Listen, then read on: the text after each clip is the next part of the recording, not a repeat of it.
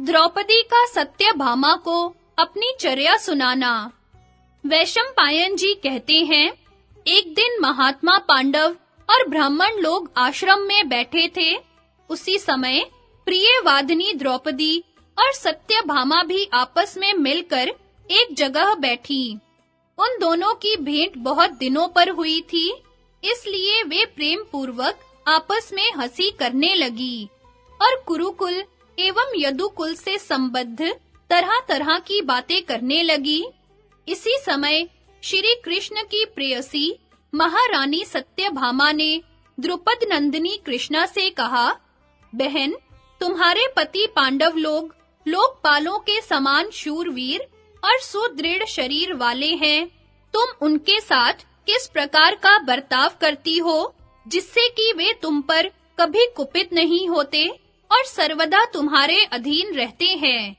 प्रिय, मैं देखती हूँ कि पांडव लोग सर्वदा तुम्हारे वश में रहते हैं और तुम्हारा मुंह ताका करते हैं। सो यह रहस्य मुझे भी बताओ ना। पांचाली, तुम मुझे भी कोई ऐसा व्रत, तप, स्नान, मंत्र, औषधि, विद्या और यौवन का प्रभाव तथा जप, होम या जड़ी बूटी बताओ, जो यश और सौभाग्य की वृद्धि करने वाला हो और जिससे सर्वदा ही श्याम सुंदर मेरे अधीन रहे। ऐसा कहकर यशस्विनी सत्यभामा चुप हो गई। तब पति परायणा सौभाग्यवती द्रौपदी ने उससे कहा, सत्य, तुम तो मुझसे दुराचारिणी स्त्रियों के आचरण की बात पूछ रही हो। भला उन दूषित आचरण वाली स्त्रियों के मार्ग की बातें मैं कैसे कहूँ? उनके विषय में तो तुम्हारा प्रश्न या शंका करना भी उचित नहीं है, क्योंकि तुम बुद्धिमती और श्री कृष्ण की पट्टमहिषी हो। जब पति को यह मालूम हो जाता है कि ग्रह देवी उसे काबू में करने के लिए किसी मंत्र तंत्र का प्रयोग कर रही है, तो वह उससे उसी प्रकार दूर रहने लगता है जैसे घर में घुसे हुए सांप से। इस प्रकार जब चित्त में उद्वेग हो जाता है तो शांति कैसे रह सकती है, और जो शांत नहीं है उसे सुख कैसे मिल सकता है।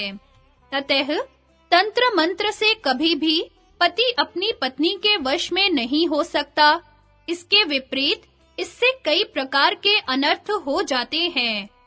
धूर्त लोग जंतर मंतर के बहाने ऐसी चीजें दे देते हैं जिनसे भयंकर रोग पैदा हो जाते हैं, तथा पति के शत्रु इसी मिस से विष तक दे डालते हैं। वे ऐसे चूर्ण होते हैं कि जिन्हें यदि पति जिह्वा या त्वचा से भी स्पर्श कर ले तो वे निस्संदेह उसी क्षण उसको मार डाले। ऐसी स्त्रियां अपने पतियों को तरह-तरह के रोगों का शिकार बना देती हैं। वे उनकी कुमति से जलोदर, कोढ़, बुढ़ापे, नपुंसकता, जड़ता और बधिरता आदि के पंजों में पड़ चुके हैं। इस प्रकार पापियों की बातें मानने वाले वे पापिनी नारियां अपने पतियों को तंग कर डालती हैं, किंतु स्त्री को तो कभी किसी प्रकार अपने पति का अप्रिय नहीं करना चाहिए। यशस्विनी सत्यभामे, महात्मा पांडवों के प्रति मैं जिस प्रकार का आचरण करती हूँ, वह सब सच-सच सुनाती हूँ, तुम सुनो। मैं अहंकार और काम क्रोध को छोड़कर बड़ी सावधानी से सब पांडवों की, उनकी अन्यान्य स्त्रियों के सहित सेवा करती हूँ। मैं ईर्ष्या से दूर रहती हूँ और मन को काबू में रखकर केवल सेवा की इच्छा से ही अपने पतियों का मन रखती हूँ। यह सब करते हुए भी मैं अभिमान को अपने पास नहीं फटकने देती। मैं कटु भाषण से दूर रहती हूँ, असभ्यता तो खड़ी नहीं होती, खोटी बातों पर दृष्टि नहीं डालती, बुरी जगह पर नहीं बैठती, दूषित आचरण के पास नहीं फटकती, तथा उनके अभिप्राय पूर्ण संकेत का अनुसरण करती हूँ।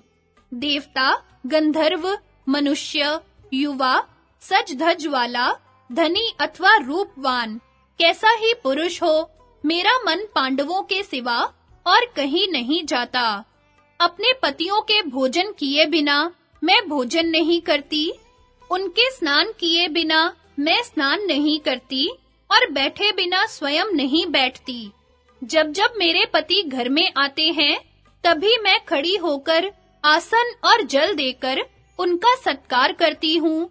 मैं घर के बर्तनों को मांज धोकर साफ रखती हूँ, मधुर रसोई तैयार करती हूँ, समय पर भोजन कराती हूँ, सदा सावधान रहती हूँ। घर में गुप्त रूप से अनाज का संचय करती हूँ और घर को झाड़ बुहार कर साफ रखती हूँ। मैं बातचीत में किसी का तिरस्कार नहीं करती, उल्टा स्त्रियों के पास नहीं फटकती और सदा ही पतियों के अनुकूल रहकर आलस्य से दूर रहती हूँ। मैं दरवाजे पर बार-बार जाकर खड़ी नहीं होती तथा खुली या कूड़ा करकट डालने की जगह भी अधिक नहीं ठहरती, किंतु सदा ही सत्य भाषण और पति सेवा में तत्पर रहती हूँ। पति देव के बिना अकेली रहना मुझे बिल्कुल पसंद नहीं है। जब किसी कौटुंबिक कार्य से पति देव बाहर जाते हैं, तो मैं पुष्प और चंदन आदि को छोड़कर नियम और व्रतों का पालन करते हुए रहती हूँ। मेरे पति जिस चीज को नहीं खाते, नहीं पीते अथवा सेवन नहीं करते, उससे मैं भी दूर रहती हूँ। स्त्रियों के लिए शास्त्र ने जो बातें बताई हैं, उन सबका मैं पालन करती हूँ। शरीर को यथा प्राप्त वस्त्रालंकारों से सुसज्जित रखती हूँ तथा सर्वदा सावधान रहकर पति देव का प्रिय करने में तत्पर रहती हूँ। सास जी ने मुझे कुटुंब संबंधी जो धर्म बताए हैं, उन सबका मैं पालन करती हूँ। भिक्षा देना, पूजन, श्राद्ध, त्योहारों पर पकवान बनाना, माननीयों का सत्कार करना तथा और भी जो धर्म मेरे लिए विहित हैं, उन सभी का मैं सावधानी से रात दिन आचरण करती हूँ। मैं विनय और नियमों को सर्वदा सब प्रकार अपनाए रहती हूँ। मेरे पति मृदुल चित्त, सरल स्वभाव, सत्यनिष्ठ और सत्य धर्म का ही पालन करने वाले हैं।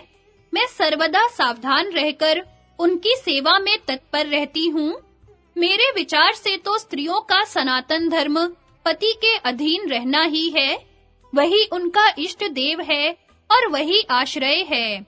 भला उसका अप्रिय कौन कामिनी करेगी?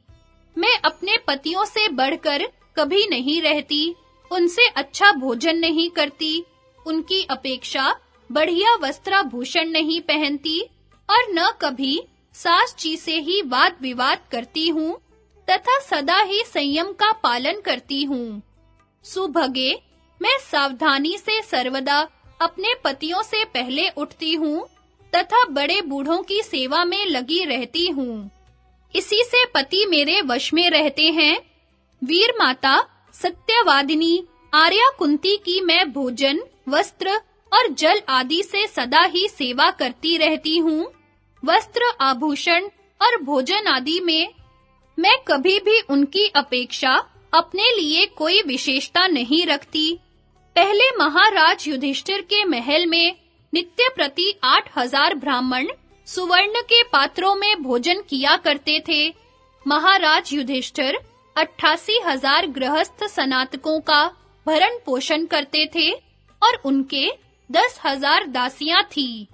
वे मणि जटित सुवर्ण के आभूषणों से सुसज्जित रहती थी। मुझे उनके नाम, रूप, भोजन, वस्त्र सभी बातों का पता रहता था। इस बात की भी निगाह रहती थी कि किसने क्या काम कर लिया है और क्या नहीं किया। मतिमान कुंती नंदन की 10,000 दासियां हाथों में थाल लिए दिन रात अतिथियों को भोजन कराती रहती थी। जिस समय इंद्रप्रस्थ में रहकर महाराज युधिष्ठिर पृथ्वी पालन करते थे, उस समय उनके साथ 1,00,000 घोड़े और 1,00,000 हाथी चलते थे। उनकी गणना और प्रबंध मैं ही करती थी और मैं ही उनकी आवश्यकताएं सुनती थी। अंतःपुर के ग्वालों और गडरियों से लेकर सभी सेवकों के कामकाज की देखरेख भी मैं ही किया करती थी। यशस्विनी सत्यभामे महाराज की जो कुछ आमदनी, व्यय और बचत होती थी, उस सब का विवरण मैं अकेली ही रखती थी। पांडव लोग कुटुंब का सारा भार मेरे ऊपर छोड़कर पूजा पाठ में लगे रहते थे और आए गयों का स्वागत सत्कार करते थे, और मैं सब प्रकार के सुख छोड़कर उसकी संभाल करती थी।